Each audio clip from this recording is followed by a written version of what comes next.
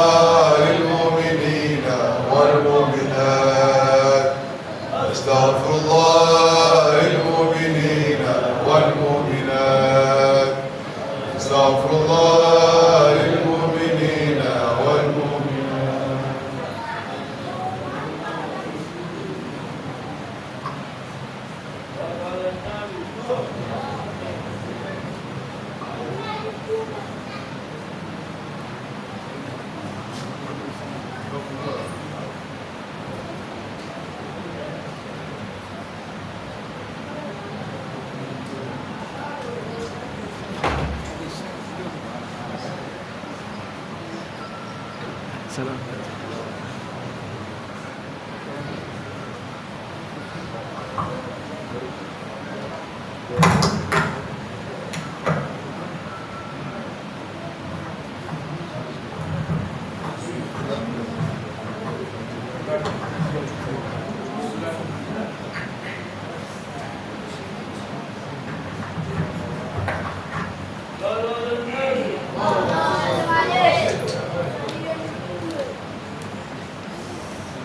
الله فرحا يا علي عليا،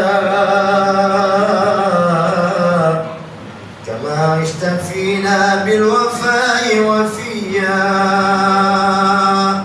علي العلا ذاتا ووصفا عبادنا، حويت فنونا ثم كنت سخيا.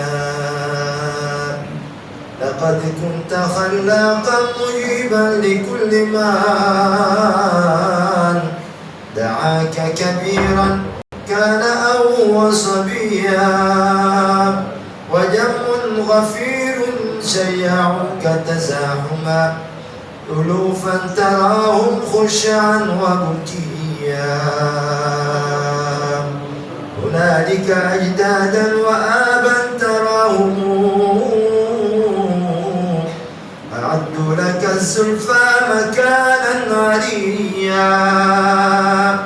كذلك أخوالا وأما معا جميعكم في فراديس الجنان سويا. بما في وألحقنا بهم فبشارة بمقعد صدق في الجنان ثويا. وكلك أخلاق المكارم ذروها، علوت ولكن كنت أنت تقيا. وكنت لنا ظلا وركنا، وعندما تداعى فقدنا الكل ركنا وفيا. سخاؤك إيثار لغيرك لا غنى، ويحسبك المرء الغبي غنيا. ولا كنت تسدي للمناصب طامعا، نوالك ذا الفياض فاض سجيا. فمت على ما كنت فيه من الرضا، ويبعثك المولى إليه نقيا. إليه حليف البر ضيفا مبجلا، تمكن وعش دوما هنيئا مريا. عقوقا ترى نفسي التغافل عنك، أو أكون بطول العهد فيك نسيا. لئن غبت عنا في ضريحك في الثرى، فعينك في عيني أراك جليا. وأمو إلى آمو صواد ليرتموا كؤوسا معينا منك عادوا رويا. لقد كنت فينا مرتجانا، وفجأة بفقدك أمسى كل شيء ذويا. فمن نرتجي للمشكلات بحلها، ومن لليتامى والأرامل ديا. فهذا هو الدهر المشتت حاله، يهدم آمالا وإني قويا. أعزي ذوي قرباه من بعد مهجتي، إذ الكل مكلوم الفؤاد سويا. تغمد مولانا برحمة بصفته ضرير كالمحتوي علما ونورا سنيا. وصلى إله العرش بعد نبيه عليك دواما بكرة وعشيا.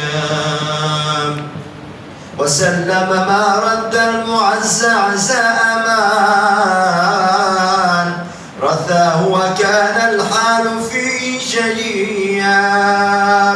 هنا يحسن الإحجام ما فهت راثيا إلى الله فرحا يا علي عليا.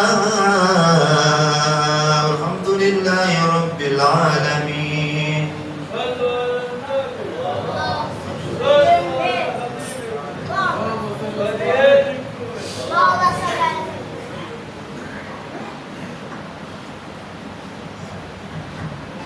السلام عليكم ورحمة الله وبركاته. الحمد لله الذي جعل العلماء ورثة الأنبياء وزين بأخلاقهم مجالس الأولياء ورفع قدرهم عليا في الأرض وفي السماء. والصلاة والسلام على سيد الخلق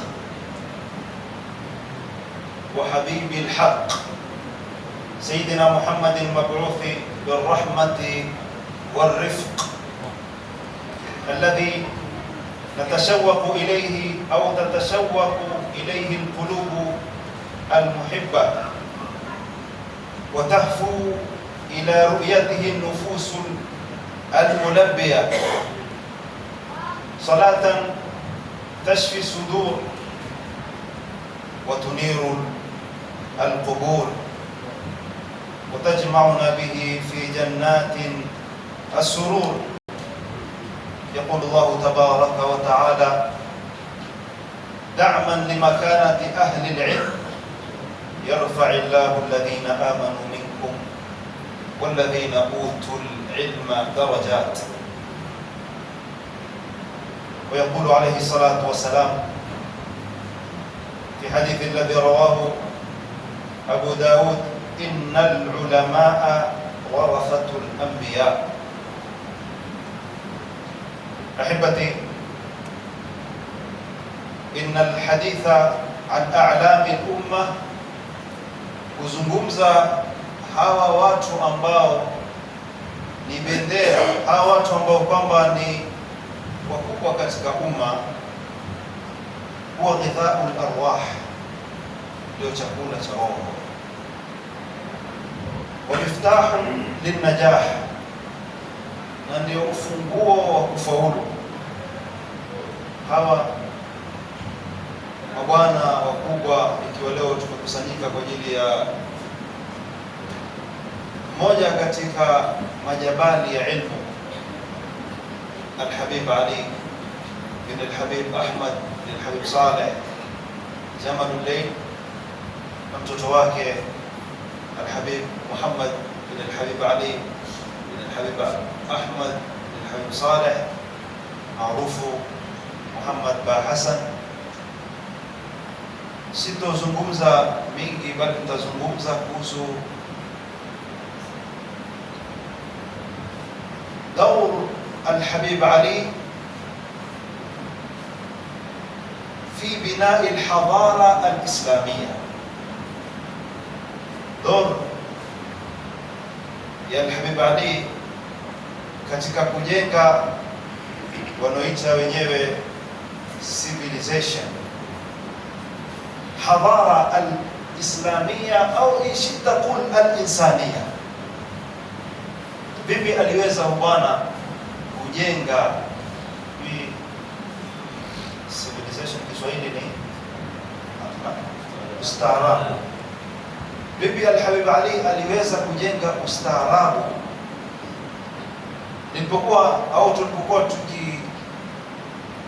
tukichambua vitabu vyake, kuna doktor mmoja aitwa Dr. Ayman kutoka Al-Azhar Sharif, asema Al-Habib Ali ndiye mtu wa kwanza ambao kwamba watu wa academic wataweza kufanya dirasa kuchambua ilmu inayoitwa al-adab al-arabi as-sawahili. Adabu yani adab ya Kiarabu, lugha ya Kiarabu inaozungumzwa na Waswahili.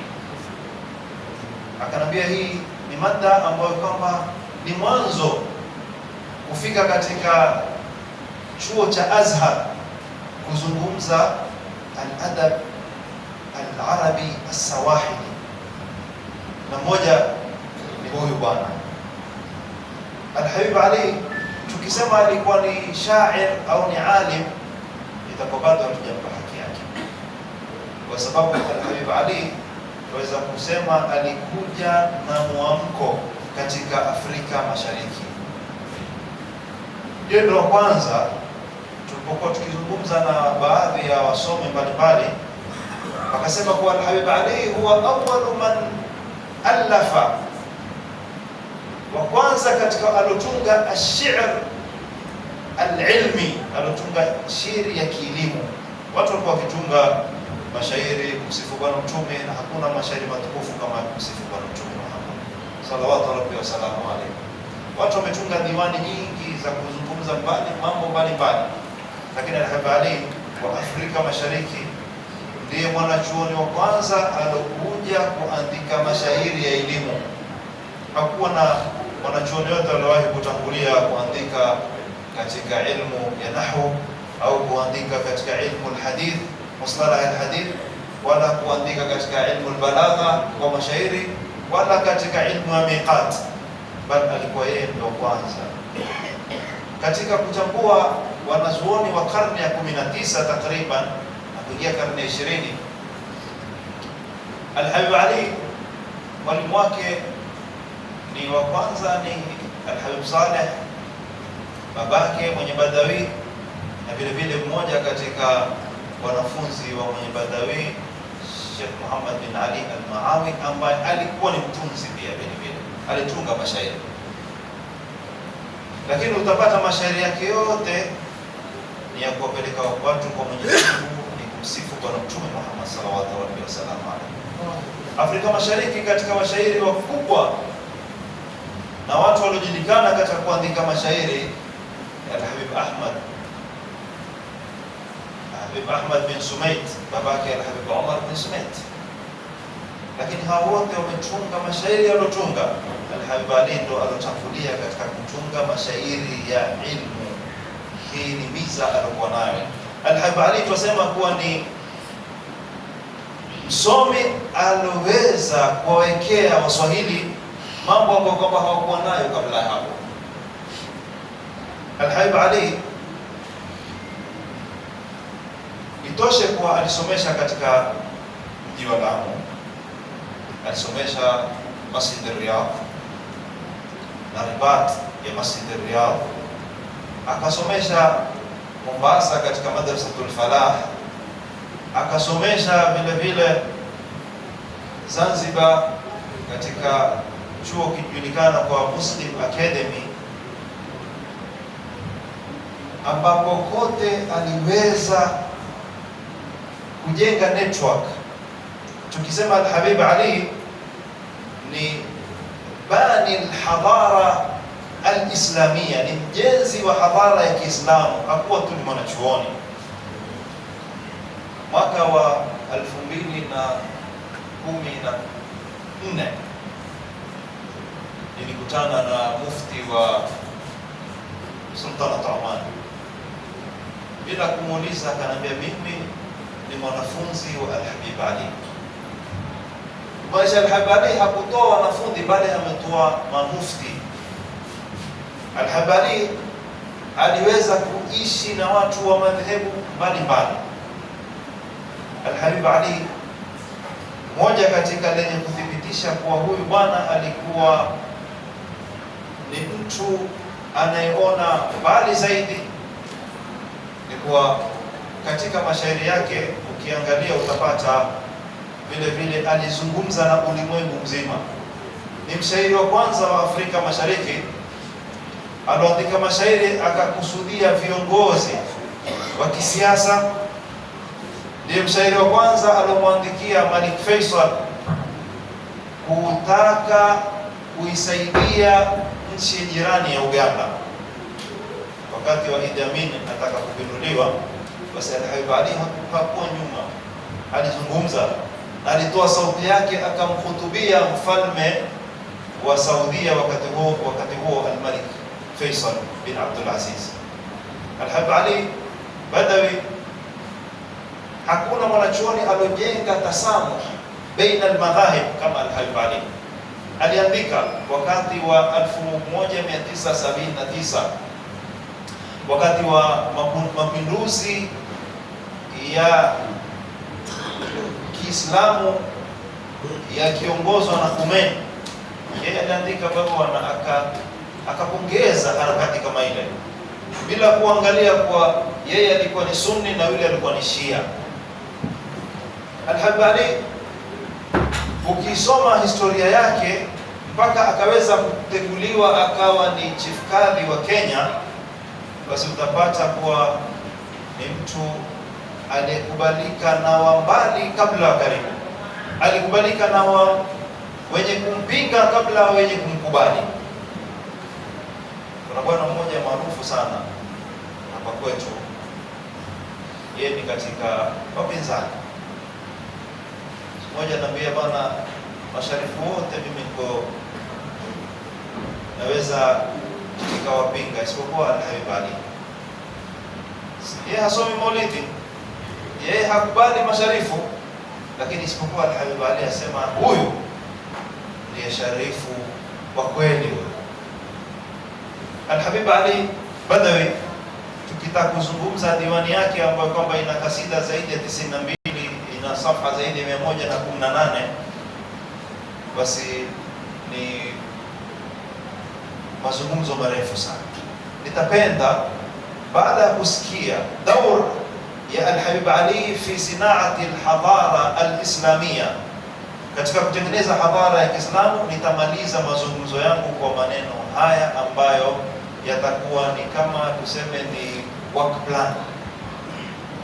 Tuzungumze kisha tuweze kutoa na mwelekeo, vipi na wapi na vipi tutafanya nini baada ya kusikia haya tuliyosikia.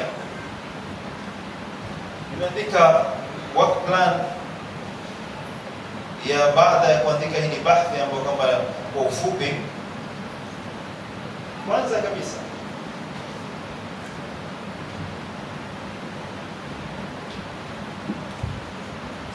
la budda lana min al-i'tina bi makhtutat al-Habib Ali wa jami' al-ulama. Lazima tuwe na i'tina. Ndugu zetu wa Yaman wamechapisha vitabu vya Al-Habib Ali kabla sisi wenyewe hatujachapisha.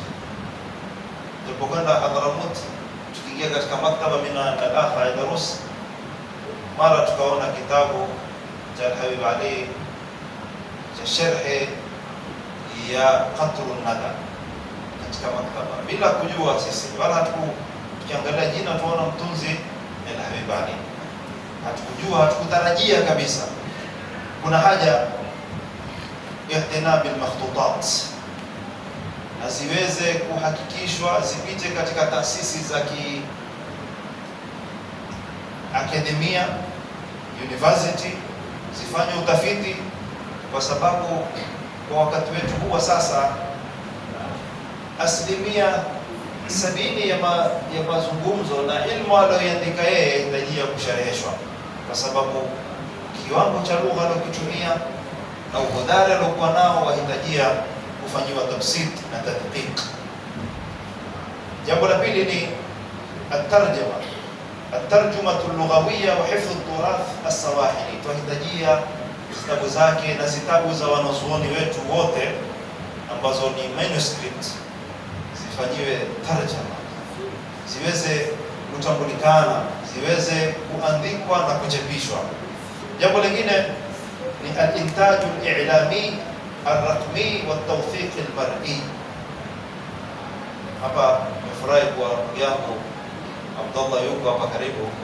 Tunahitajia documentary za wanazuoni wetu ambazo zitaweza kurekodiwa, ziweze kuelezewa kwa uzuri, kwa uslubi unaoelekea na zama zetu za sasa.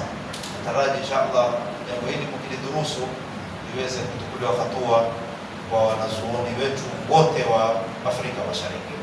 Jambo lingine, idaraju almuallafat fi almanahij walidara at-ta'limiyya. Vitabu vya wanazuoni wetu iko haja ziweze kusomwa na kudurusiwa, ziingizwe katika manhaj ya madarisi zetu, kwa sababu hatuwezi sisi kuwa tutakuwa na mambo yetu, tuna vitabu vyetu, tuna masomi wetu, lakini vitabu vyetu kwa kutoka nje peke yake. Lazima vitabu vyetu vile vile tuvipe kipaumbele na tuwajulishe watoto wetu waweze kufahamu ulikuwa wapi na mko wapi na mwafaa muende wapi. Mtu ambaye kwamba hana madhi, basi hana, man laysa lahu al-madhi au man laysa lahu tarikh laysa lahu al-mustaqbal wala al-hadir. Asokuwa na historia wala tarikhi, basi hana present wala hana future, hana wakati wa sasa wala hana wakati unaokuja. Jambo la mwisho nikimalizia, tanzim al-mahafil al-khitabiyya wal nadawat al-mujtama'iyya. Kuna haja kufanywe makongamano kuweza kudurusiwa wanazuoni wetu ambao wamefanya kazi kubwa sana, ili kuweze kutoka tausiyat, maazimio, decision na maamuzi kuhusu wanazuoni wetu ziweze kutumikiwa ile turathi ambayo kwamba walioifanya. Haya mambo matano tukiweza kushirikiana pamoja, basi tutakuwa tumetoka hapa, tumetoka faida. Kwanza kabisa, i'tinab al-makhtutat, manuscripts za wanazuoni wetu tuzipatie kipaumbele. Pili, kufanywa tarjama kwa lugha mbalimbali ili na watu wengine vile vile waweze kuzisoma. Tatu, al-intaj al-i'lami, kupatikane production na documentary za wanazuoni wetu. Nne, al-idraj al-muallafat fi al-manahij at-ta'limiyya, vitabu vya wanazuoni wetu lazima ziweze kudurusiwa, waweze vijana wetu nao wapate kusoma elimu zao. Mwisho ni kuweza kufanya makongamano mbalimbali ya kuenzi na kutambua na kuthamini kazi zilizofanywa na wanazuoni wetu. Hiyo ndio robo, hata tuseme ni nusu, ya kutekeleza haki yao kwetu sisi. Mwenyezi Mungu inshallah na tuwafikie kichache tulizozungumza kiweze kutekelezwa. Wajazakumullahu khairan. Sikusimama hapa isipokuwa ni mjuzi wala ni mwenye kufahamu, isipokuwa ni amri. Nimesimama hapa kutekeleza amri ya yeye. Atamweleza Habib Ali kwa uzuri zaidi kushinda mimi, na vile vile kumweleza ammi yangu ambaye ni mtoto wa Habib Ali, Sayyid Muhammad ba Hassan bin Sayyid Ali Badawi, kwa uzuri zaidi, kwa sababu yeye ni mwanafunzi wao, amepiga magoti kwao, ameishi na wao karibu sana. Sikusimama hapa isipokuwa ni kutekeleza amri yake. Jazakallahu khairan.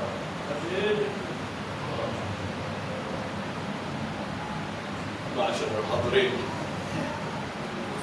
tukiingia katika mwezi wa Dhulqaada, huwa ni katika kukumbuka katika miezi mitakatifu Mwenyezi Mungu ametuletea watu ambao kwamba wataka wazungumzwe, watu watakatifu. Leo hapa tuzungumza legacy, turathi za watu watatu. Kwanza, wala rasi Sayyid Muhammad bin Muhsin al-Haddad, sahibu al-Mukalla. Huyu ndiye shekhi lake Sayyid Haddad al-Fadhil, na tunamzungumza Said Ali Badawi na kijana chake Umujibali, fasal anhum musaimahu. Hawa ndio majabali. Ulizeni wayajuao yale majabali, wale ambao walikuwa na wao wawajue, kwa sababu hawa ndio zio za kuangalia sisi kutoka wapi na sisi kwenda wapi. Ni mtu na mtoto wake. Said Ali Badawi kwa kuumeni ni mjukuu wa kwanza wa Habib Saleh bin Ali Jamali, na ni mjukuu wa kwanza wa Sheikh Abdullah Bakathir, na wote hao majabali, na wote hao wana tarikhi katika East Africa, na wamewata tarikhi kubwa sana. Ikiwa Sheikh Abdullah hana mjukuu isipokuwa ni Said Ali Badawi, basi kutosha. Ikiwa Habib Saleh hana mjukuu isipokuwa ni Said Ali Badawi, kutosha. Kwa ile kazi yake alifanya, amemwita Said Ali kutabaruk na Habib Ali al-Habshi, kutabaruk na ami yake mwenye Said Ali ambaye akiitwa Ghazali wa wakati wake. Amesaliwa Lamu, ameyewa Amu,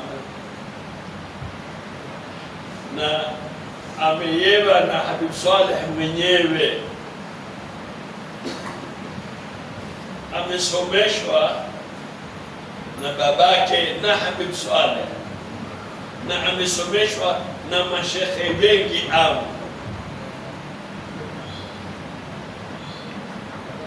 Elimu yake ilikuwa ikikuja zibili. Alikuwa hana kitu ambacho kwamba hakukuhifadhi.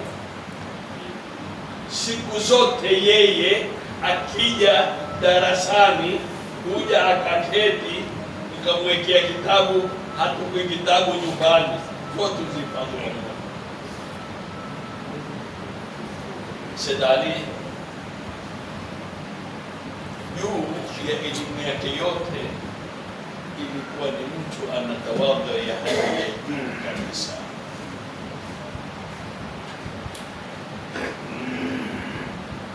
Ukimwona mtu yoyote ambaye kwamba unatawadha, basi muangalie Said Ali. Akipenda wanafunzi wake, tumesoma hapa mirithati ya mwanafunzi wake Muhammad Sheikh Al-Waili, vipi akimweleza kwamba huyu alikuwa baba, huyu alikuwa mwalimu, huyu alikuwa ndio mzee wetu, huyu. Mimi mwenyewe amenambia hali yangu, vile mapenzi alokuwa akimpa ni hali ya juu, na ilikuwa ni mtu hapendi hata makubwa. Ndani ya Malindi ilikuwa yeye hatoki Amu mpaka apite Malindi, hatoki Mombasa mpaka apite Malindi, na ana lazima ashukie kwa mwanafunzi wake Muhammad Omar Dubila. Hakai mahali popote. Matajiri wote walioka wataki ataka kwa mwanafunzi wake. Yale mapenzi aliyoyatia ni hali ya juu kwa wanafunzi wake. Ikiwa kuna baba wa elimu, basi ni Said Ali. Said Ali alianzisha, si masala ya kusomesha, alianzisha durus madrasa, kitu madrasa kulikuwa hakuna kwetu. Aloanzisha ni Said Ali, akaanzisha funun za kusomeshwa katika vismu bote. Wewe ukitoka kismu awal utasoma hiki, utasoma hiki, utasoma hiki. Ukisikia kismu thani namna hii. Akapanga Madrasatun Najah, akaletwa hapa na Habib Saleh, akafungua Madrasatul Falah, kuanzisha madaris. Watu wa Unguja wakaona na wao pia, na Unguja kulikuwa kumepakata wanazuoni. Unguja kulikuwa kumepakata wanazuoni kwa sababu waliotoka kwa Unguja wametoka katika kwa Sheikh Abubakar Bakathiri na Sheikh Abdullah Bakathiri na Said Ahmad bin Sunati, lakini wakaona kwamba hakuna mtu wa kufaa kuja isipokuwa ni Said Ali. Akenda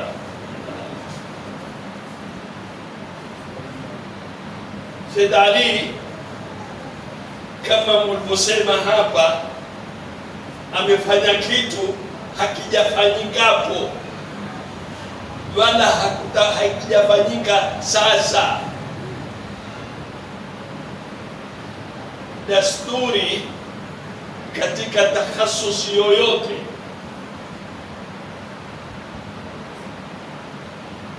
huwa wewe utapata udoktori au pata PhD mpaka uiandike ile elimu ambayo ulisomea. Utaandika pepa kwa yule aliyokusomesha. Yeye aliyetoa vipi? Maanake mazingara aliyokuweko ilikuwa si mazingara ya kiakademia. Akajaribu kila fani akisomeshwa akawa kujiandikia. Alisoma mikadhi kwa Sheikh Al-Amini, akamtungia Sheikh Al-Amini. Baada ya kumaliza akamwambia Sheikh, hiki kitabu na kila fani na hao mustalahi, kila kitu kiki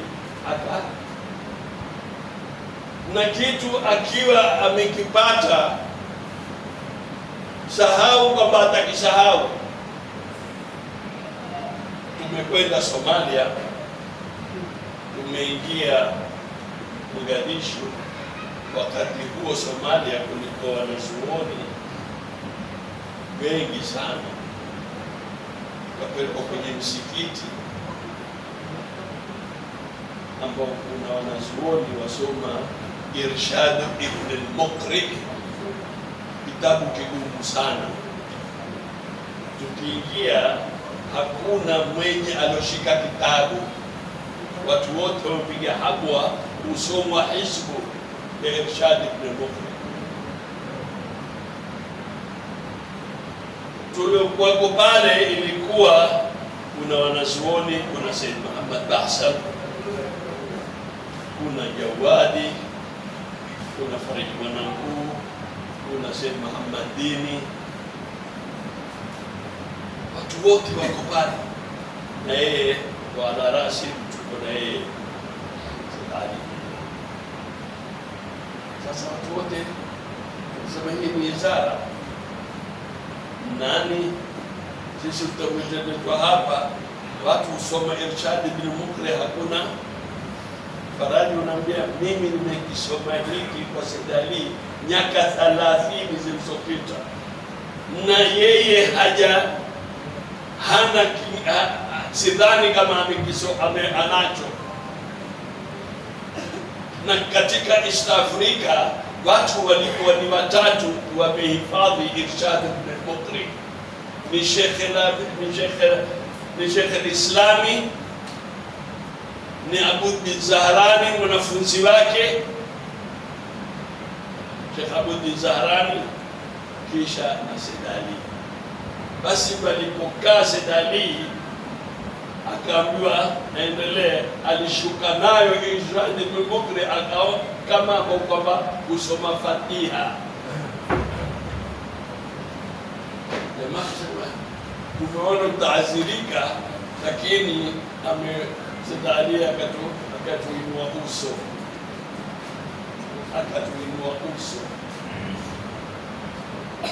Said Ali ameletewa masala ya dhul arhami. Sheikh Al-Amini amemwandikia Sheikh Abubakar Bakathiri, Sheikh lake, na masala haya. Sheikh Abubakar Bakathiri amwambia mpelekee Said Ali,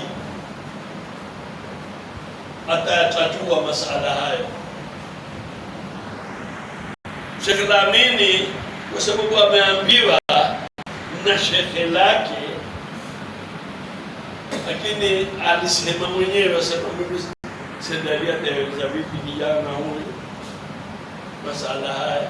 Shekhe mwambie nimpekee Said Ali, lakini nitampekea. Akaipeka na Sheikh Al-Azhar, mmoja akaipeleka Azhar na mmoja akamletea Said Ali, akampa mtu hapa ambaye nenda kumpekea Said Ali, akamwandikia yale maswala. Akifika Said Ali amemdirika Makowe pale Kikoni, yuwapanda lori endao zake Kakao kwenye dawa. Akamwambia Sheikh Abdurrahman Mchangama, akamwambia nimepewa na shekhe, mwambie hali yangu nimenipata hapa, mimi si adabu kumjibu kwenye karatasi ile ile. Aligeuza karatasi akaandike peji mzima jawabu, akamwambia lakini kirudi yangu nitampa jawabu refu zaidi.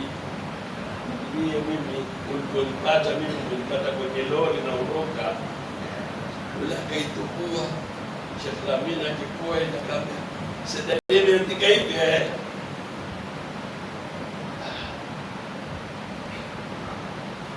akaona ile dhana yake ni makosa, ile tosha ile jawabu alipata pale. Basi Said Ali akaenda akamtungia kitabu kula tutawa shekhe lake, akaja akamletea kwa swali alompa, na huku Sheikh Al-Azhar ameandika jawabu, imekuwa ya Said Ali bora zaidi, ni more comprehensive kama vile, lakini imeeleza vizuri. Huyu ndio Said Ali. Kila aondokao huwa kama kisukari, anguka basi, hakuna kitu kingine. Hii ndio hatari iliyoko. Taasisi zetu zamalizika. Zamani ilikuwa mtu akitoka Unguja, mtu akitoka Tanzania, atokako akia pale alipokoma huendelea na yale masomo, ikawa zile taalim manhaji moja. Lakini leo akitoka madrasa hii hapa akenda madrasa nyingine ni vingine. Vipi tutakuwa? Lazima manhaji siwe moja. Ndio Said Ali akapanga hizi manhaji za madaris.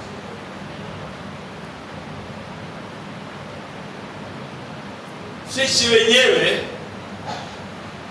ni lazima tusimame wima kwenye taalimu, kwa sababu ikiwa hatutokuwa na hima ya taalimu, hatutofika mahali. Na taalimu yetu hata ile ilikuwa misikiti yote kulikuwa baina al-maghrib wal isha kusoma, na imetoa natija kubwa sana. Sheikh Bereki alitukuliwa akapelekwa zake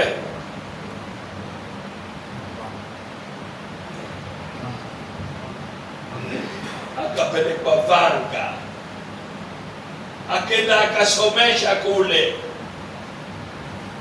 Sheikh Bereki akatoka akaja hapa kwa amri ya shekhe lake mwenye Badawi, ikawa uko msikiti wa Mazurui, ukatokea Sheikh Tafahum, akaondoka akaenda Masjid al-Azhar, akaenda Mbaruku, na Mbaruku pia ukatokea tofauti kidogo, akaondoka. Lakini yote si muhimu. Muhimu ni ile taalimu aliendeleza, akasomesha miaka 50 bila ya kuata. Natija iliyotokea, makadhi wote walitoka dini yake yeye Sheikh Bereki, kwa ile saa moja tu ya kila siku, namna ambayo kwamba ile elimu yetu ikitoka misikitini ndio huleta natija kubwa sana. Shekhe alipotoka Amu, manake Sheikh Bereki aliinukia mdogo, alisomeshwa na Sheikh Abdullah Khatibu. Sheikh Abdullah Khatibu akamsomesha, kisha manake Sheikh Abdullah Khatibu ni mtu alitoa watu wawili, wengi alisomesha, lakini wawili walikuwa mashuhuri sana. Kisha akawatukua akawapeleka waende wakapate fathi, akamtukua Bamwenye Said Muhammad Adnan na Sheikh Bereki, akawatukua akawapeleka kwa mwenye Badawi. Huyu Sheikh Abdullah Khatibu ndiye alikuwa khatibu pale Amu. Huyu ni mwanafunzi wa Sheikh Abdullah Bakathiri. Sheikh Abdullah Bakathiri na yeye akamtukua Sheikh Abdullah Khatibu, akampeleka Hadramuti kwa Habib Ali al-Habshi, na kwa mashekhe wote akapata aloyapata Sheikh Abdullah Khatibu.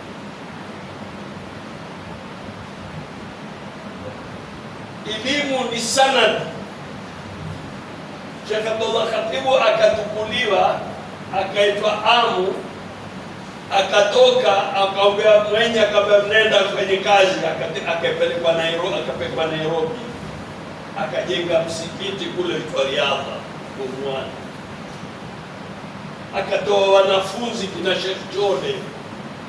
Elimu namna hii, elimu wa namna hii, lazima upate mtu wa kukushika. Mandi biraddi jimahi min ghawayatiha kama yuraddu jimahu al-khayli bil-lujumi.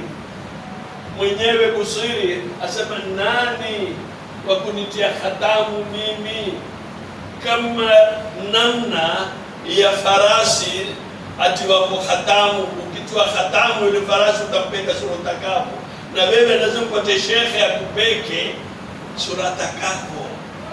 Na wote hawa wamepata khatamu.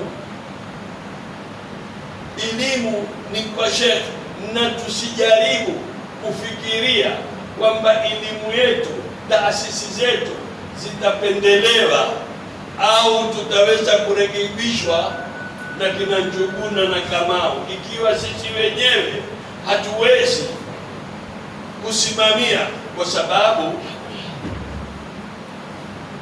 hao ambao kwamba si katika sisi hawayataki hizi system zibadilike, ziendelee. Watakutolea kila hoja, watakwambia ni wazazi wenyewe wataka. Sasa wazazi wenyewe wataka, nyinyi mwajua kitu hiki ni haramu,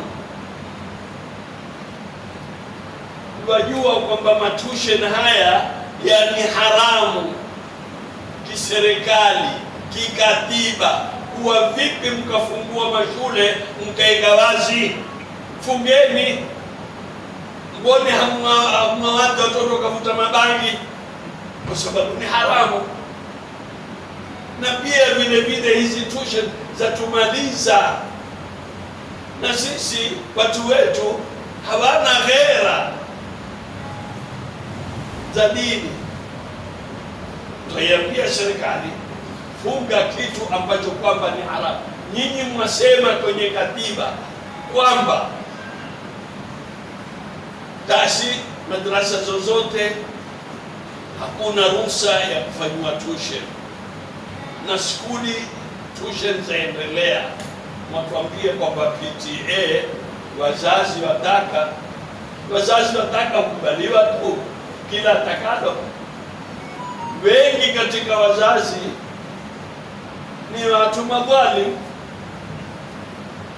kwa hivyo hawatukuliwi kuangaliwa kile kitu chenyewe. Ni lazima turejee misikitini. Hizi taasisi zote kuwe na masomo ambayo kwamba yatatoka msikitini. Azhar Sharif wakati mmoja ilikuja wakatoa masomo msikitini, wakawasomesha ndani ya classes, kisha baadaye wakaona natija yaharibika.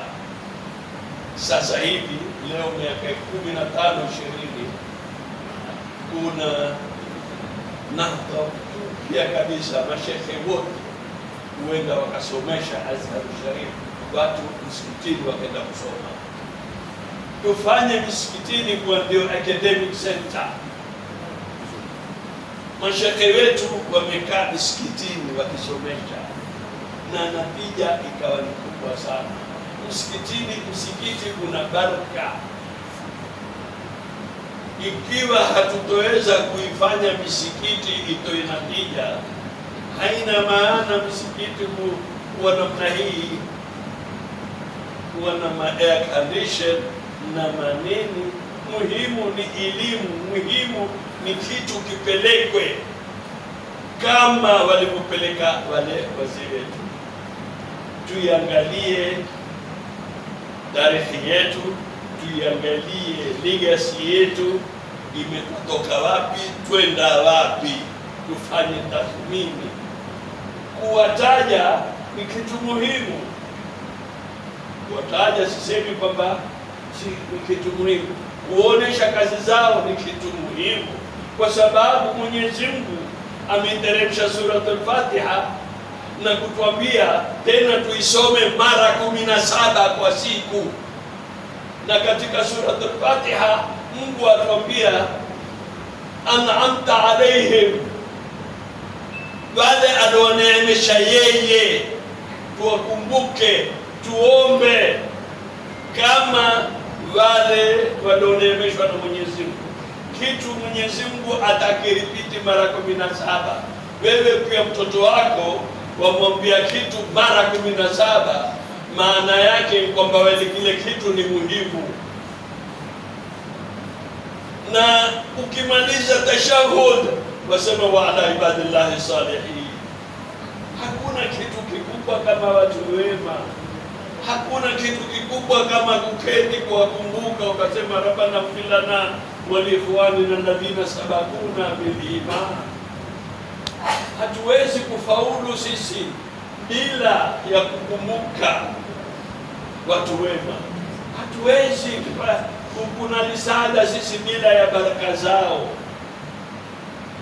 Hawa ni watu ambao kwamba ni kwamba humul qaumu alladhi sakanu, wamekaa ndani ya mji huu, miji hii ili kulelea watu.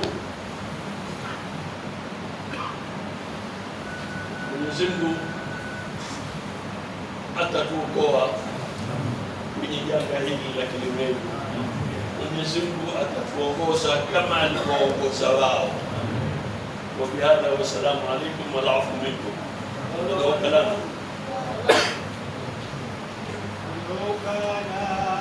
ندعو سواك إلهنا واغفرنا واجعل رضاك شعارنا. ربي قد ضاق الخلاف وهلنا خاتم الكروب وحادثات زماننا. يا ربي قد عز النصير وما لنا إلا كان نرجوه لكشف كروبنا. هل ثم غيرك يا إلهي يرتجى؟ أو هل لغيرك نشتكي أحوالنا؟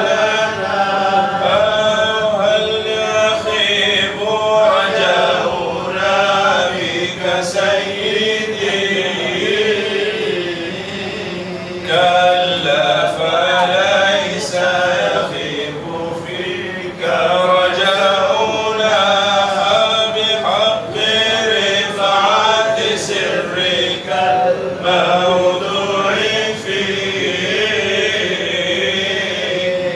أسمائك الحسنى بلطفك حفنا. يا ربنا إنا توسلنا بما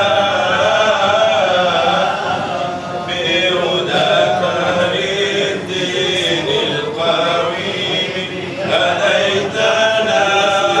المصطفى المختار من فاق الورى ورقى إلى رتب العلا لما لولاه لم نشهد سنا برق الهدى. كلا ولا سطعت شموس يقيننا. هو أصل كل فضيلة وجميلة. هو أشرف الرسل الكرام حبيبنا. يا ربي وفقنا لما ترضى ولا تجعل إلى سوء الحساب مصيرنا. واجعل توكلنا عليك ولا تكيل لسوى جنابك يا إلهي أمرنا. واصلح فساد قلوبنا واجعل لنا من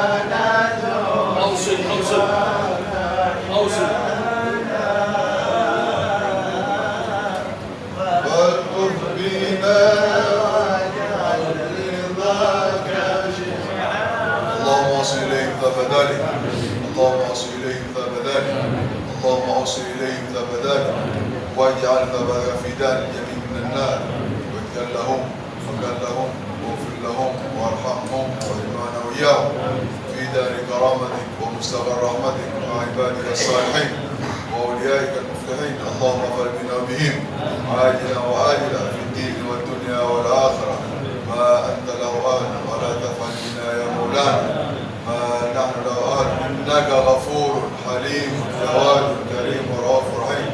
بفضل سبحان ربك رب العزة عما يصفون، السلام على المرسلين، الحمد لله رب العالمين. إن الله وملائكته يصلون على النبي يا أيها الذين آمنوا صلوا عليه وسلموا تسليما. أحسنتم. وصلاة أذان في صلاة.